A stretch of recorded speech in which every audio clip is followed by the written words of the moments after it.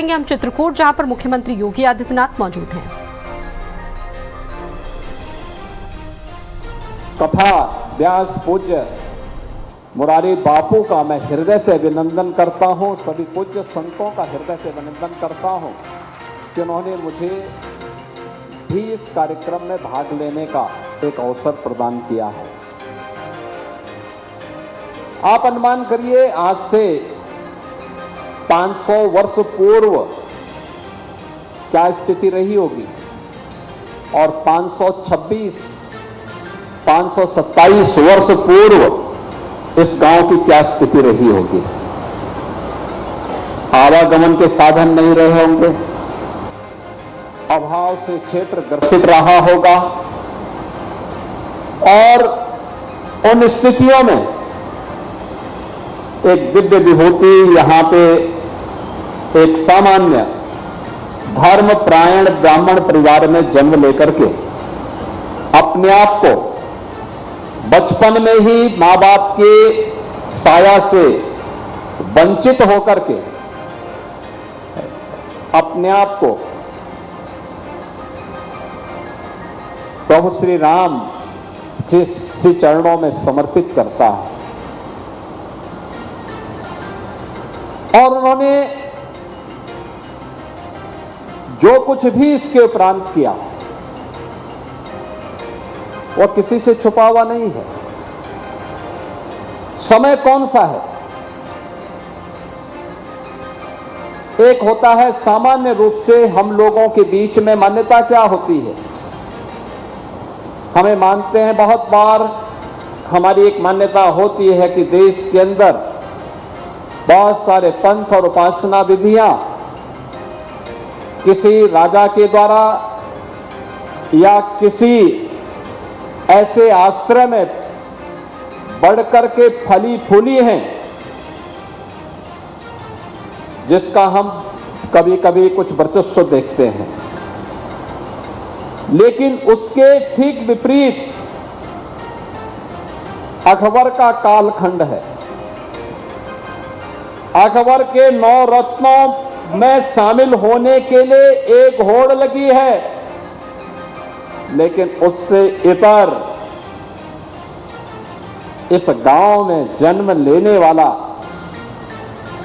एक दिव्य विभूति राम बोला के नाम पर उन्होंने कहा, नहीं, ये मेरी वृत्ति नहीं है कि मैं किसी दरबारी कवि बनकर के और किसी विदेशी आक्रांता के शरण में जाकर के अपनी वृत्ति को आगे बढ़ाऊं, बल्कि उन्होंने कहा, नहीं, मैं तो केवल और केवल राम के चरणों में ही अपने आप को समर्पित करता हूं। मेरी वृत्ति तो राम के लिए है, राम के श्री चरणों में है। याद करिए, उस कालखंड में तमाम राजे रजवाड़े समर्पण भाव के साथ उसकी अधीनता स्वीकार कर रहे थे। लेकिन गुलामी के उस कालखंड में भी कुछ ऐसी दिव्य विभूतियां थी जो बिना रुके, बिना डिगे, बिना झुके, जिन्होंने भक्ति और शक्ति के अद्भुत संगम को खड़ा करके उस समय की जन चेतना को जागरूक करने का काम किया था। उस समय की व्यवस्था को एक नया आयाम दिया था। कौन नहीं जानता है कि अकबर ने अपना बहुत सॉफ्ट चेहरा सामने रखा था, लेकिन उसके पीछे की क्रूरता क्या थी, एक किसी से छुपा हुआ नहीं है। आज भी हम उसका स्वरूप देखते हैं, आज भी हम देखते हैं।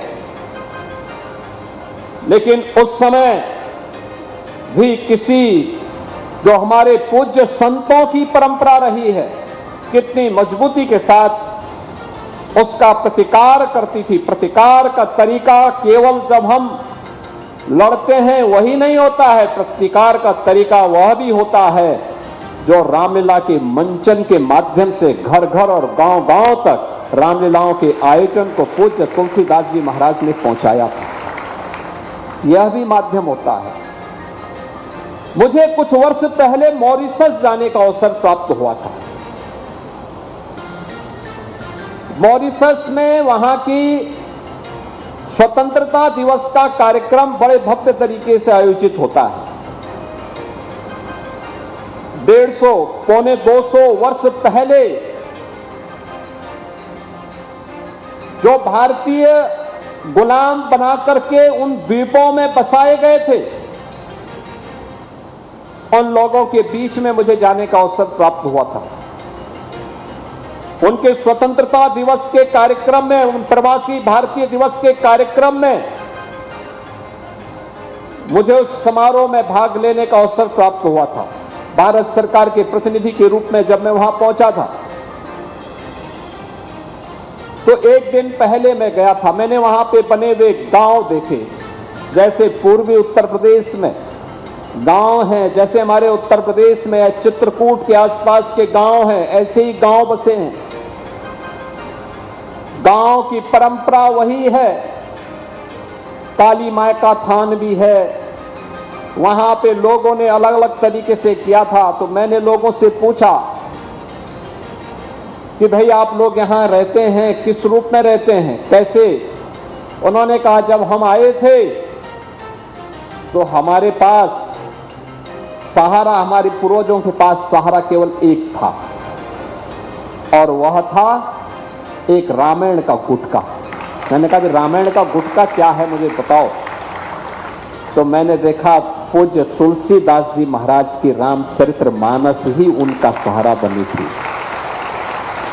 वे पढ़ना लिखना नहीं जानते थे, लेकिन रामचरितमानस को अपने जीवन का हिस्सा बना करके, जो हम सामान्य रूप से रामलीलाओं के मंचन के माध्यम से या सामान्य बोलचाल की भाषा में जो बातों को हम दोहराते थे, लेकिन पूजा, उनके पूजा के घर में जब मैंने देखा तो रामचरितमानस की ही वहां पूजा हो रही थी। और याद करिए, श्रद्धावान लभते ज्ञानम का जो ये भाव है, हमने देखा है उन लोगों की श्रद्धा को, जो मजदूर बना के लेके गए थे, आज वे ही मॉरिशस के राष्ट्राध्यक्ष के रूप में वहां के गौरव के प्रतीक बने हुए हैं। यानी ये श्रद्धा का ये भाव, और ये तो चित्रकूट की धरती का सौभाग्य है। तो जब हम यहां की बात करते हैं चित्रकूट के बारे में, ये चित्रकूट का सौभाग्य है। अनेक ऋषि मुनियों ने, दिव्य संतों ने इस धरती को अपनी साधना का, अपनी सिद्धि का आधार बनाया था। और मर्यादा पुरुषोत्तम भगवान श्री राम को भी वनवास कालखंड का सर्वाधिक समय इसी चित्रकूट की धरती पर उन्होंने व्यतीत किया था। ये प्रेरणा किसकी? महर्षि भारद्वाज की। प्रेरणा किसकी? महर्षि वाल्मीकि की। चित्रकूट को तो सौभाग्य प्राप्त होता है, आदि महाकाव्य के रूप में जिस रामायण को दुनिया स्वीकार करती, उसके महत्व को स्वीकार करती है, उस रामायण ग्रंथ की रचना का आधार भी यही चित्रकूट बनता है। और रामचरितमानस के रचना का आधार भी यही चित्रकूट की धरती बनती है। चित्रकूट की धरती के बारे में जो बात कही गई है कि चित्रकूट महिमा अमित कहीं महामुनि गाय, ये चित्रकूट है। और चित्रकूट में राजापुर में एक तरफ लालापुर, दूसरी तरफ राजापुर, ये दोनों ओर हम सब किस रूप में इस पूरे अभियान के साथ जुड़े हुए हैं, और कब नहीं हुआ। यहां पे कौन कहता है कि भगवान राम दर्शन नहीं देते? जो इन पूज्य संतों की वाणी में दिव्यता है, जो तेज है, ये प्रभु की ही सिद्धि है, यही सिद्धि है।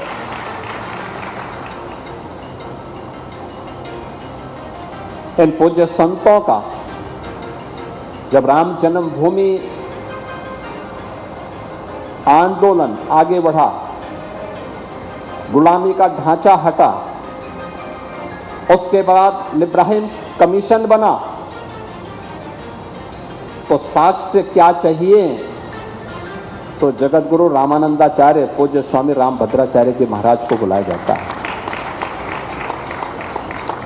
वे भौचक हैं। जब उन्होंने धारा प्रवाह वहां बोलना प्रारंभ किया, वे भौचक थे कि क्या है ये सब, क्या हो रहा है। उनके लिए यह कौतूहल और आश्चर्य का विषय था, एक कौतूहल और आश्चर्य का विषय था। लेकिन ये ईश्वर की सिद्धि, ईश्वर की कृपा यही है, यही है। कौन ऐसा भारतीय होगा जो पूज्य मुरारी बापू की पावन कथा को, मर्यादा पुरुषोत्तम भगवान श्री राम की पावन कथा को उनके श्रीमुख से सुनने के लिए उत्सुक न हो? कौन ऐसा सनातन धर्मावलंबी होगा?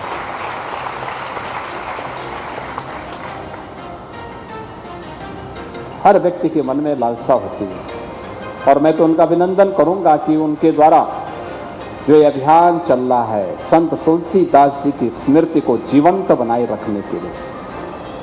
राजापुर भी एक विभूति को जन्म देकर के अमर हो गया। अभी मैं आया हूं संत तुलसीदास जी के मंदिर में दर्शन करके। उनके द्वारा जो रामचरितमानस की रचना हुई थी, उन सभी रामचरितमानस की उन पंक्तियों का दिव्य विभूति के हाथों से लिखी गई उन पंक्तियों को अपनी आंखों से मैंने देखा है। बहनों और भाइयों, इसी को प्रधानमंत्री जी कहते हैं विरासत। और यही विरासत जब विकास के साथ आगे बढ़ता है तो भावी जीवन को एक नए उत्साह और उमंग के साथ जोड़ने की एक नई प्रेरणा भी हम सबको प्राप्त होती है। हम सबको इस बारे में याद रखना होगा कि प्रेरणा किसी एक संत ने दी, हम उसे अंगीकार हम कर सकते हैं। हम भी अपने स्तर पर अपने पूर्वजों की अपनी विरासत के लिए, उसके संरक्षण के लिए इस प्रकार के कार्यक्रम को आगे बढ़ा सकते हैं। दूसरा होगा, जिसके मन में जो भाव होगा वह उसी प्रकार की बात करेगा। अनावश्यक रूप से पूज्य संतों को विवादित करने का प्रयास होता है, अनावश्यक रूप से, क्योंकि जिनका पूरा जीवन ही विवादित है वे पूज्य संतों को भी विवादित करने का प्रयास करते हैं।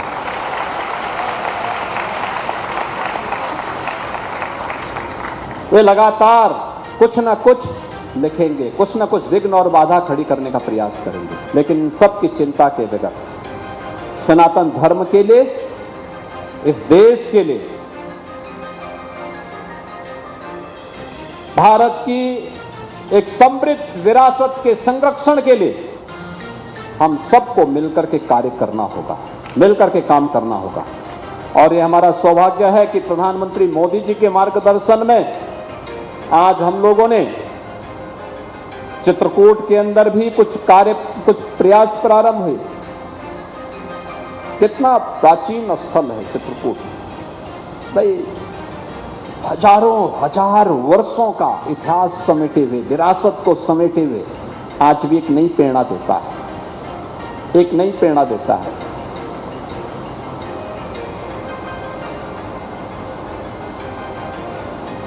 आज भी चित्रकूट की महिमा देश और दुनिया उसी रूप में लेती है। विकास के साथ जोड़ने का काम सरकार का है, सरकार उस कार्यक्रम के साथ जुड़ती है, उस अभियान को आगे बढ़ाने का काम करती है।